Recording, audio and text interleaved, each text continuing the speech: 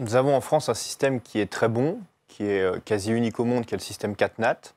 Alors, il faut expliquer. Le système CatNat, c'est chacun, sur son assurance notamment d'habitation, va payer une surprime qui va aller dans un fonds collectif. Et quand l'état de catastrophe naturelle, on entend souvent à la télé les politiques déclarer un état de catastrophe naturelle, ça ouvre droit à indemnisation pour les personnes qui ont été touchées par ces catastrophes. Mais est-ce que là, ça rentre dans ce type de... Aujourd'hui, ça ne rentre pas. D'ailleurs, on voit très bien le sujet, c'est-à-dire qu'on a socialisé totalement la question de la gestion des catastrophes naturelles depuis 1982. Ça fonctionne, mais il ne faut pas qu'il y ait trop de catastrophes naturelles, il ne faut pas qu'il y ait trop de recours.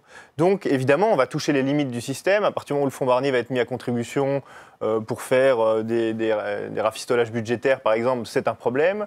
À partir du moment où le fonds Barnier va être convoqué peut-être un peu trop sur les sujets agricoles, quand il y aura une tempête qui va coûter très cher en immobilier, on aura des difficultés à le convoquer. D'un mot, est-ce qu'on peut juste rappeler, le fonds Barnier, on le convoque, on l'utilise en état de catastrophe naturelle uniquement. Et là, en l'occurrence, dans le cas du Signal, ça n'était pas à proprement parler une catastrophe naturelle, c'est tout le problème. Parce qu'il n'y a jamais eu l'événement où on a pu déclarer tel jour à telle heure, une catastrophe naturelle s'est produite, c'est une érosion dans le temps. Là, c'est un angle mort du fonds Barnier.